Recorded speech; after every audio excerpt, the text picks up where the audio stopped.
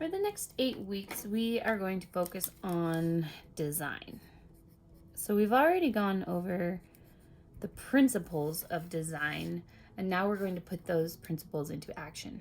So the first thing that I wanted to start out with saying is that there's actually 2 different ways I feel like you can approach artwork. 2 ways in general. The 2 different ways are you can either approach it with a plan, or you can approach it with play. With a plan, you're going to think of all of the things that you want to work with. You're going to decide on subject matter. You're going to decide on a color palette,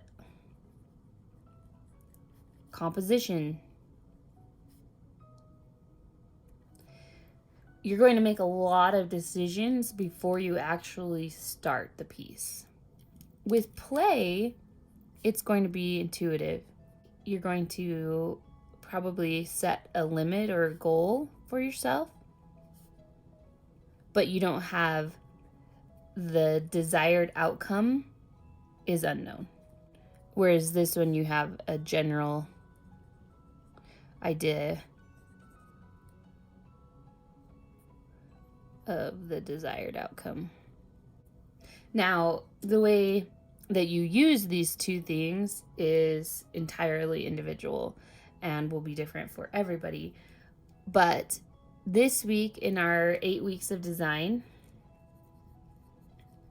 we are going to practice the first one. And then the 8th week, the last week, we will just do something intuitively.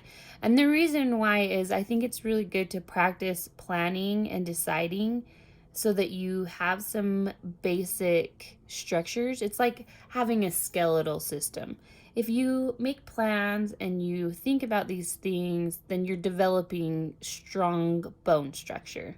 Then when you take all of those things and you decide to paint something intuitively, you will use all of those things that you've already built internally and be able to make a better piece of artwork.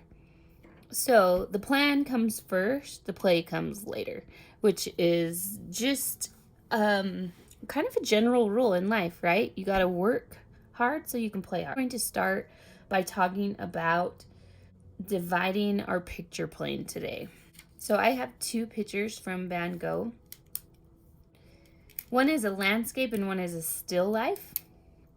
But I thought these were excellent examples because they are both representational, but they are not realistic. Even though these are 2 different types of pictures, so we have still life, landscape, portrait, and abstract. Those are the general, my general, I feel like all pictures can go under these general categories. But when we talk about dividing the picture plane, how did Van Gogh divide this picture plane? Well, in this still life picture, he has the background,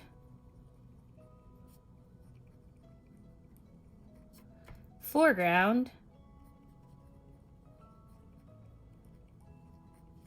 and I suppose you could either say that these flowers are middle ground or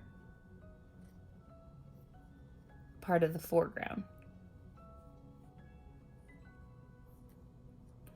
The depth or the spatial depth of this picture plane is very shallow. It doesn't have a lot of depth.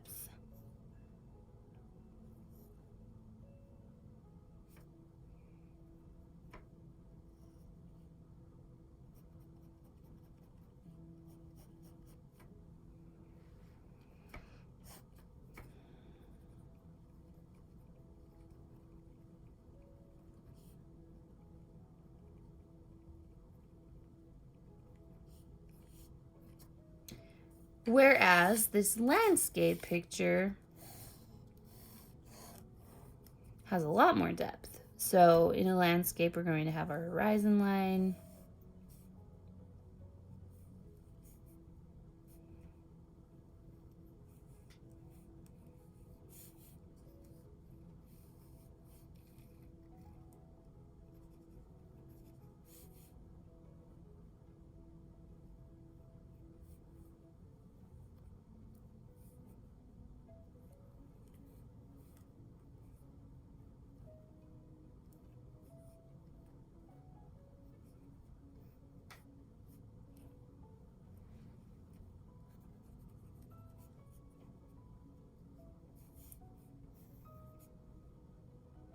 We're going to have our foreground,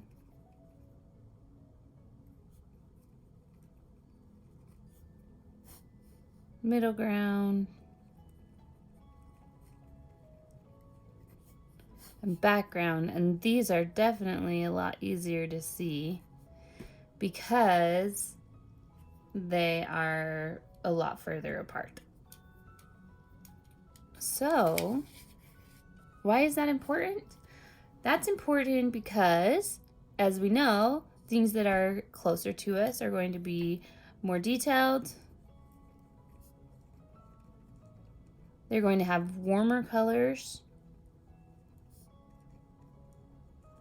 And for me, it's helpful because I like to make sure that the colors that I put in the foreground are unique to the colors that I put in the middle ground and unique to the colors that I put in the background. So I will always add some colors to mix up each of these picture planes. So one area that I didn't address is abstract pictures. Abstract pictures can be more complicated, but you still might divide up the picture plane. It's just not going to be necessarily called the background, middle ground, and foreground. You might divide the picture ground like we talked about and do it more in a structured way. One of the abstract ways to design or divide the picture plane is a grid, which means it has a structure. It doesn't necessarily have to be perfectly like a math table grid, but it can still have a similar effect as this. You might just cut some of the lines or tilt them a little bit just to create interest, but this is just one way to divide the picture plane in an abstract piece of art where it has less formal rules as does a landscape. I find the picture plane division really fascinating because I feel like there's so many varieties and ways to use this to create better artwork, to come up with a better plan. So the first place that I start with a picture is dividing the picture plane. And even in these still lifes, it has a horizon line. We talk about horizon line with landscapes, but if you don't put a horizon line in a still life, it makes everything look like it's floating around. Now, you are welcome to challenge that idea and try and create a still life without a horizon line, just to challenge the idea. But in general, I think you're going to find that most still life pictures have a horizon line also. I'm going to let you decide which kind of picture you want to make: landscape, still life, portrait, or abstract. So decide how you want to use the background, middle ground, and foreground in each of these pictures. And that is how we're going to work our pictures. We're going to work from the background to the middle ground to the foreground.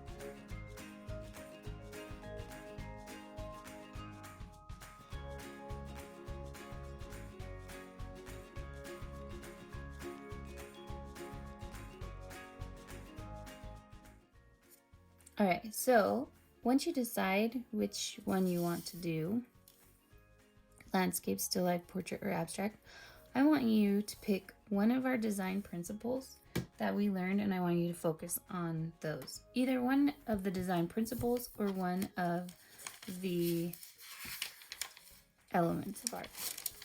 So choose to focus on line, shape, and mass, or mass, value, form, color, texture, space, or focus on playing with proportion, balance, variety, rhythm, emphasis, unity, or movement.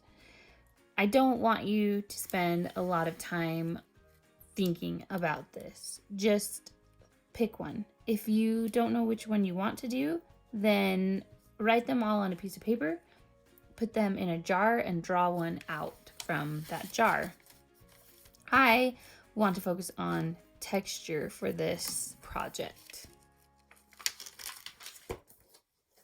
And I'm going to do a landscape.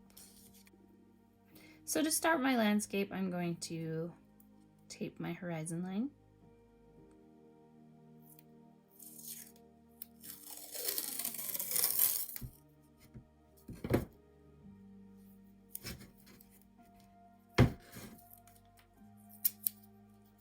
And horizon lines don't always have to be a straight line, so I'm going to tear my piece of tape just to create something more interesting. And I'm not going to do it straight across, but I am going to decide, I don't want to divide my space so that this is equal to this. So I'm gonna decide if I want to come up higher or lower, and I want to come lower.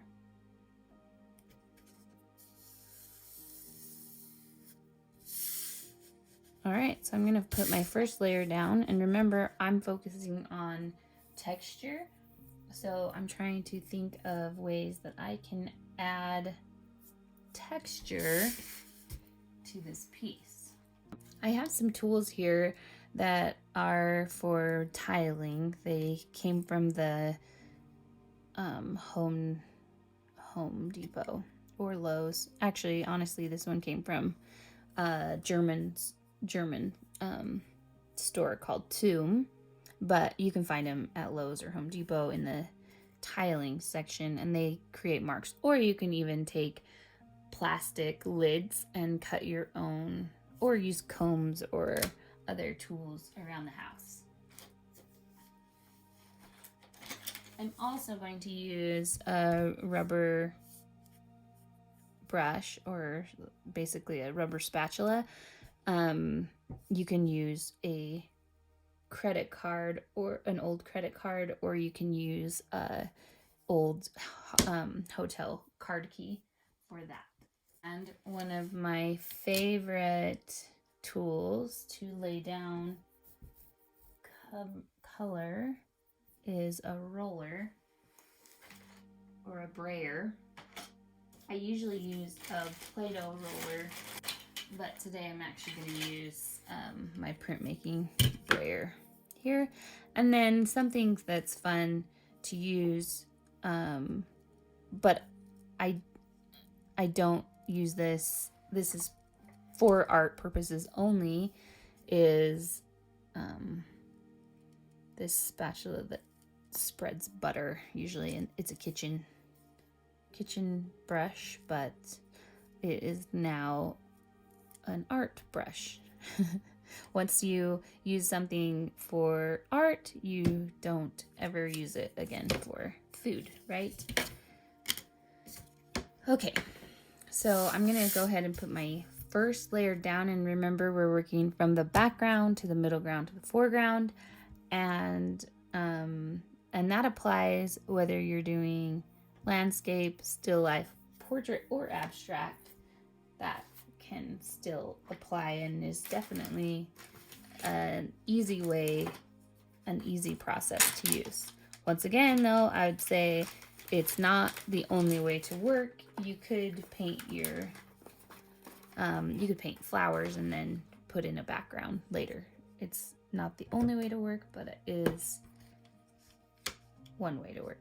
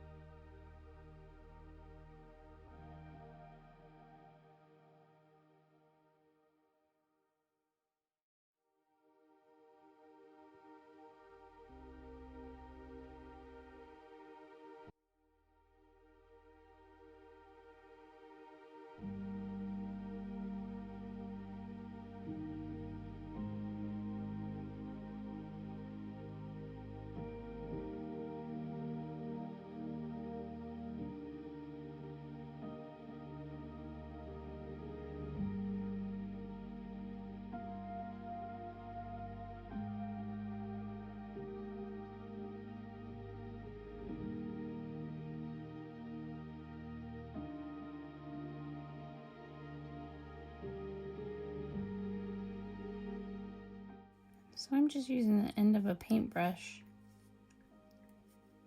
here to carve texture. And one of the reasons that I like to use the credit cards or the rubber spatulas is they really give a great thick layer down that can be scratched or carved into.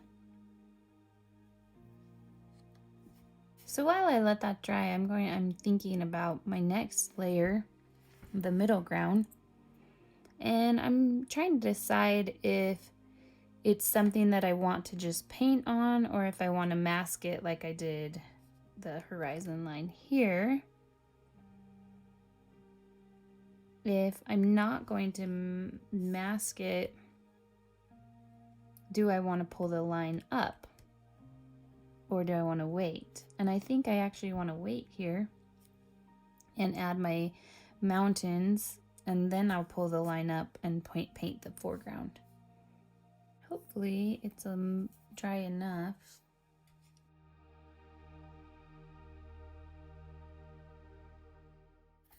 I'm gonna pick up a little bit of that background color.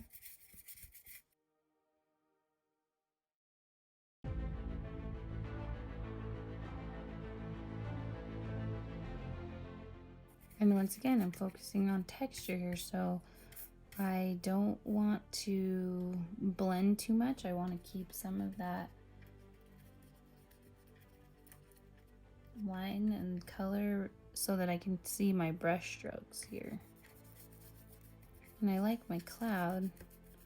I'm gonna have to paint a little bit of it. It's a little low to the mountain range, so that was bound to happen.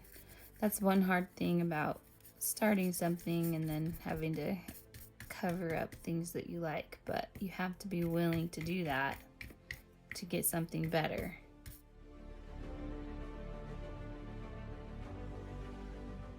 And now I am trying to decide if I like the mountains that just like that, or if I want to add some texture, and since I am focusing on texture here, I am definitely going to come in and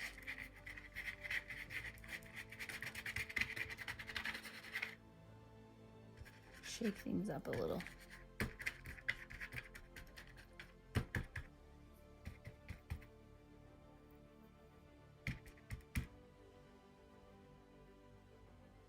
So this is really interesting because I added light blue, but this rubber brush is picking up the background color. It's kind of scratching into the paint more than putting color down.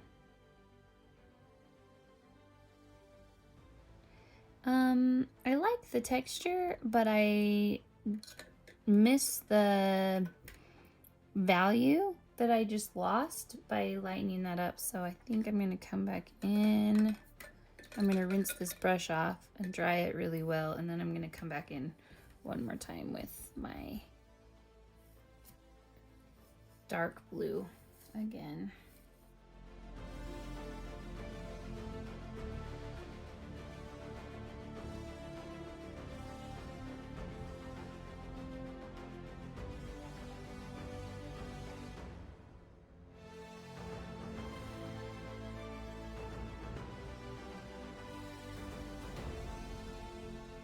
I kind of like this, how it's proceeding. So I took this peach color, and now it's not a dominant color in the foreground, but it's peeking through. And so then I took that navy blue and I put it in the foreground, so it might peek through. I don't know. I don't know if it will peek through when I am done, but it is an option here. And now I'm gonna pull up this tape.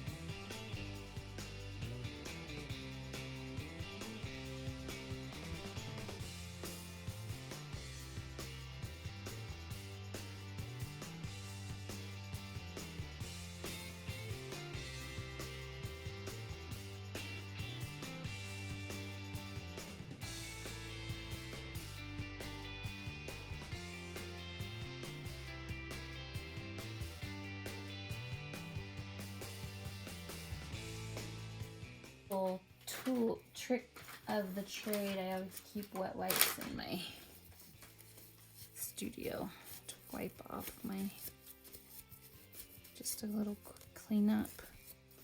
I'm not too picky about it. Like, obviously you can see that this has been well used and has a lot of paint on it, but I just don't like the chunks to build up.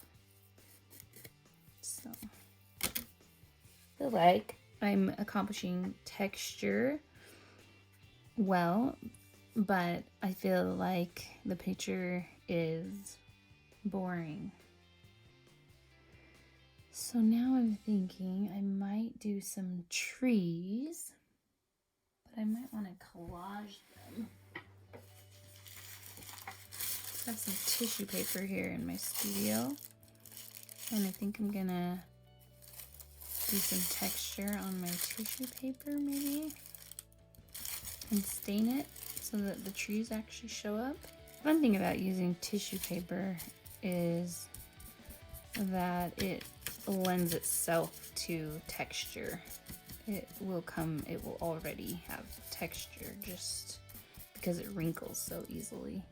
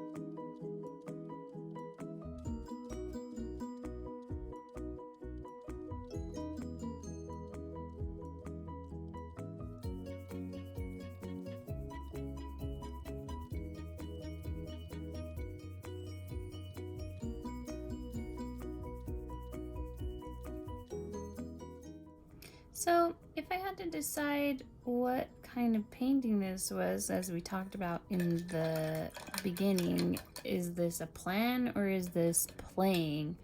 I would say this is more playing rather than planning. This kind of picture is more of that because I didn't have really an outcome that I was achieving here. I more just had some guidelines. So I knew I was going to divide the picture plane into background, middle ground, and foreground. I knew that I was going to have it be a landscape, and I knew I wanted to focus on the element of art texture. Other than that, I really didn't know where this was going to go.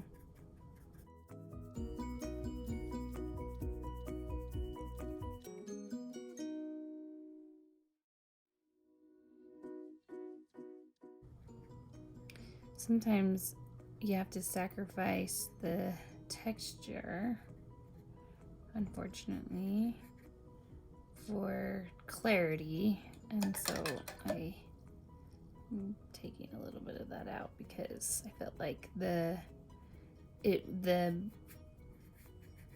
in order for this to be a landscape, I want it to have a background, a middle ground, and a foreground, and I felt like the middle ground and the foreground were not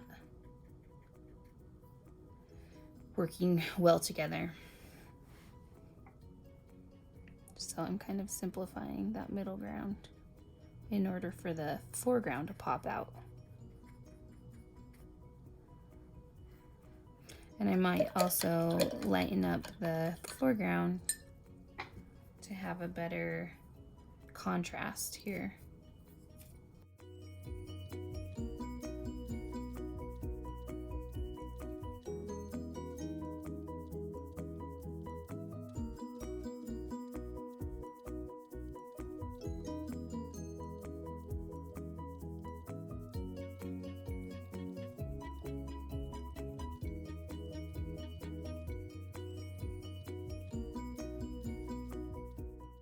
So, if I'm being honest, these lines are bothering me because I feel like this could have form, and I know it's abstract. I know that it's not really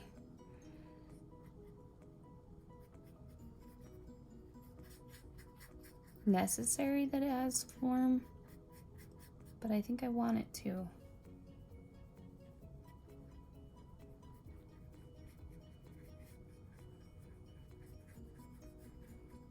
So maybe I will just break up the lines a little bit here so that they're not so distracting.